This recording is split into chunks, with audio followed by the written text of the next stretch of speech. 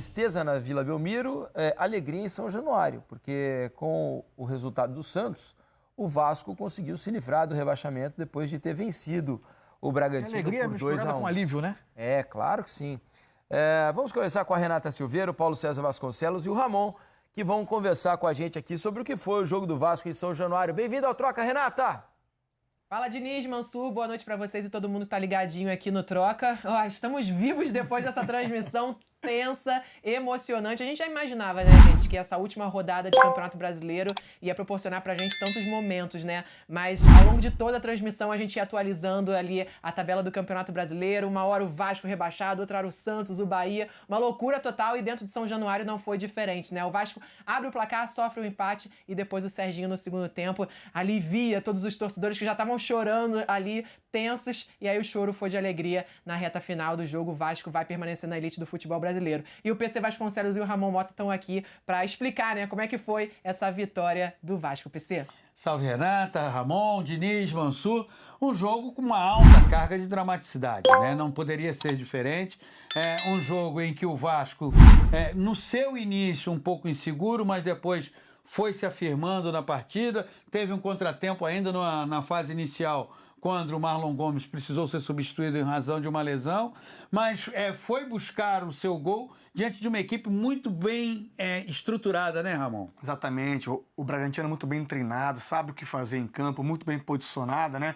Teve ali o Léo Realpe no segundo tempo expulso, mas manteve o seu padrão, manteve o seu jeito de jogar, a sua ideologia que é muito bem implantada pelo Caixinha. E falando do Vasco, né? Você foi perfeito, né, PC? Abriu o marcador com esse gol do Paulinho, que mostra confiança e segurança. Que entrou bem no lugar do Marlon Gomes, Gomes. exatamente. O Vasco muito intenso, a gente vê o Vasco muito bem compactado hoje, né? O Vasco começou falando um pouco de tática, num 4-4-2, nessa marcação deixando o Verratti e o Peck na frente. Começou a perceber que o Bragantino teve muito... A gente vê esse lance, essa bolaça do Paí aí, né? Que o Verratti poderia ter chutado, mas que viu que o Bragantino começou a explorar o seu lado esquerdo de ataque, e aí o Ramon Dias, muito inteligente, muda o seu jeito de jogar para um 4-1-4-1 e o Vasco encaixa, né? Essa dinâmica fica melhor, né, PC? Nos poucos momentos de desequilíbrio, desajuste da marcação do sistema defensivo vascaíno, o Bragantino chega ao empate com o Léo Ortiz. Lucas Evangelistas, como sempre, aparecendo muito bem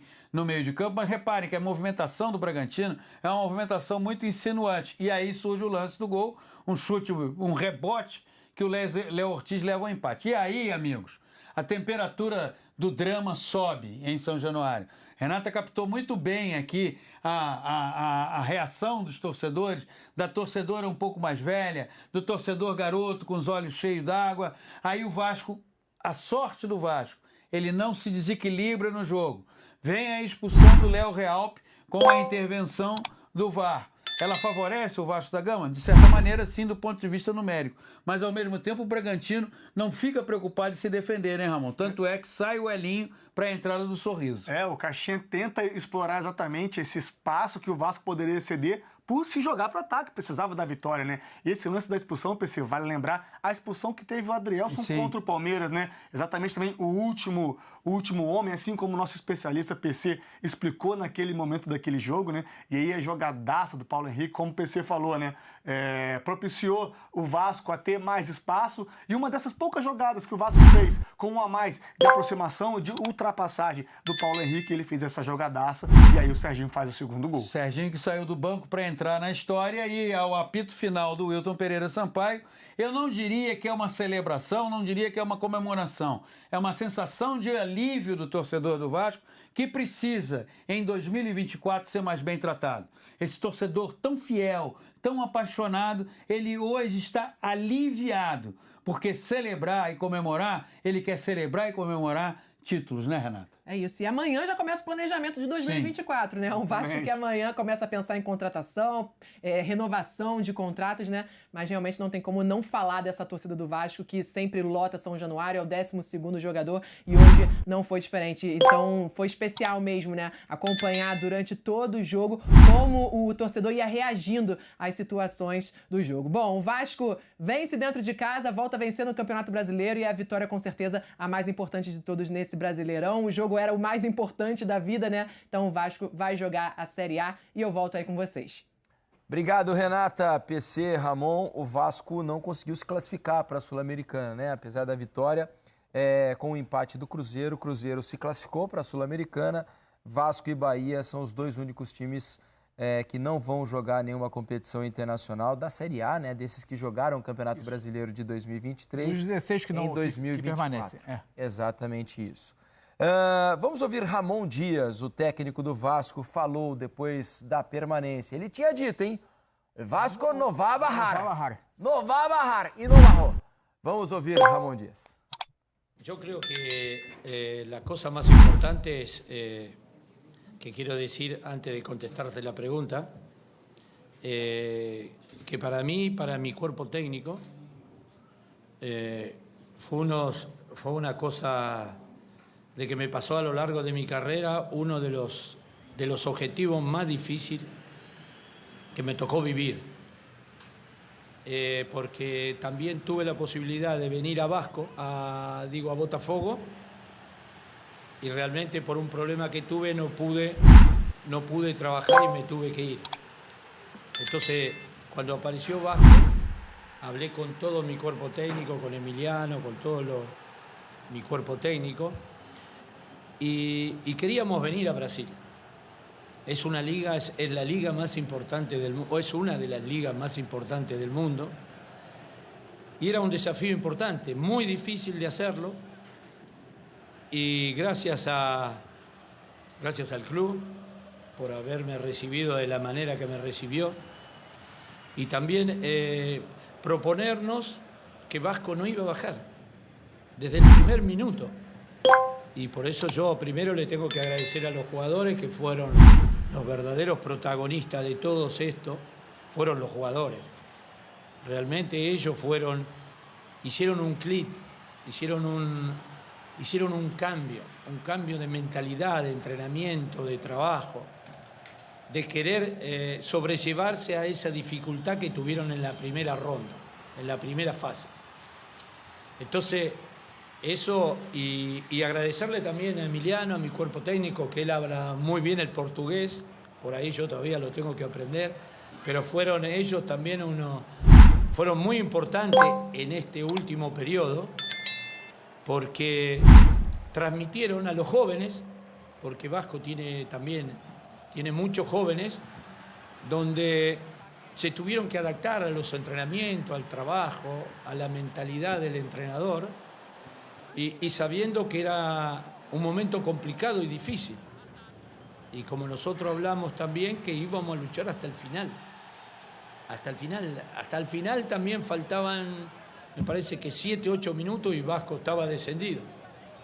Porque justo estaba ganando Bahía y estaba empatando y nosotros también. Entonces, pero el carácter de los jugadores, del temperamento, de lo que transmitimos todos juntos, no solo el entrenador, no solo Emiliano, no el preparador físico, no solo los dirigentes, sino todo, la mentalidad que adquirieron de un equipo grande. Vasco es un equipo grande, no tiene que pasar nunca más por esta situación. No tiene que pasar nunca más. Es un equipo grande. Hay que tener mentalidad de equipo grande. Construir algo que sea acorde a lo que es Vasco. Acorde a lo que es este club. Acorde a lo que es la gente. Al acorde de todo, que saber que jugás en un equipo grande. Y esa es la mentalidad. Por eso yo le tengo que agradecer a Pablo, a los dirigentes, a los jugadores, haber pasado esta etapa tan difícil, porque fue desde el primer partido que jugábamos, que teníamos 9 puntos, y llegamos a conquistar lo que hicimos, es por mentalidad. Transmitir esa mentalidad que todo se puede en la vida. Todo se puede conquistar. Y ese es un ejemplo para Emiliano, para todos. Fueron grandes partícipes ellos en todo lo que gestionamos, cómo manejamos el grupo, cómo le transmitimos ese optimismo. Y yo me acuerdo que cuando llegué acá hubo un momento que decía que Vasco no iba a bajar. Y esa promesa, la verdad, la cumplimos. La cumplió el club, la cumplió los jugadores. La cumplieron el entrenador, los ayudantes, todo el mundo, y por eso nos sentimos orgullosos de estar en una de las mejores ligas del mundo y poder haber hecho lo que hicimos. Pero la única forma que se puede hacer es tener mentalidad, gente. Tener mentalidad, creer en lo que se hace, creer en el trabajo, creer en la disciplina, creer en la conducta, transmitirle a los jóvenes que es la única forma de salir. Pero Vasco no tiene que pasar nunca más por esta situación. Nunca más. Es um grande clube, é um grande equipo. Tá aí Ramon Dias, para mim um dos melhores trabalhos entre os técnicos nessa Série A do Campeonato Brasileiro, não, Mansur? Precisa contextualizar, né? É um trabalho, é ótimo trabalho. Se você pensar na passagem dele, o Vasco tem um aproveitamento que eu colocaria tranquilamente, se projetado para todo o campeonato, colocaria o Vasco numa posição tranquila em termos de permanência na Série A, com alguns momentos de briga, inclusive, por vaga em G6. Agora, a reta final do Vasco, ela já foi, talvez um pouco pela pressão, pelo drama, pela dificuldade, em que ele começou a tentar algumas mudanças de sistema, e o time já não estava encaixando com facilidade.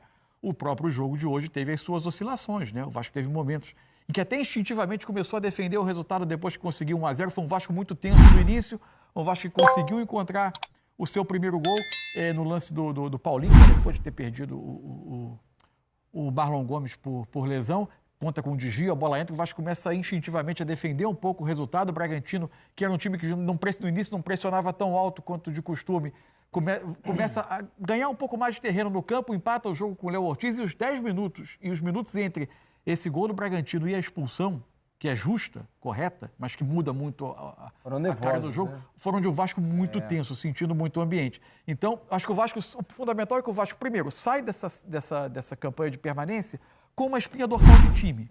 Tem muito de onde tirar para construir 2024, mas tem questões no elenco que vão precisar ser revistas. E aí é entender o que os proprietários do clube pretendem em termos de nível de investimento. Fundamental, não fazer promessa que não possa cumprir. Porque quem fez a promessa de que disputava o último Flamengo e Vasco no ano passado com diferença de orçamento, não estava aqui para dar a cara e deixou profissionais encararem uma torcida frustrada quando os primeiros resultados ruins aconteceram no ano. A primeira janela não supriu necessidades do elenco. Foi preciso a segunda janela para uma série de correções de rota. E ainda não é o suficiente para sonhos mais altos. Mas acho que parte de um bom princípio. Eu acho que parte, né, de uma espinha dorsal base. E é entender o que esses donos da SAF do Vasco pretendem em termos de nível de investimento, aonde o Vasco poderá, de fato, brigar de forma realista em 24. E também...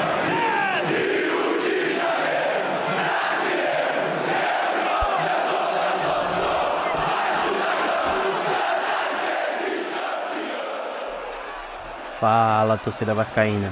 No canal 1998 Vasco Notícias, a paixão pelo Vasco é o que nos move. Se você ainda não faz parte do nosso canal, chegou a hora. Deixa o like, se inscreve no canal e ative o sininho para não perder nenhuma notificação de novos vídeos. Vamos fazer esse canal crescer ainda mais. Obrigado e saudações vascaínas.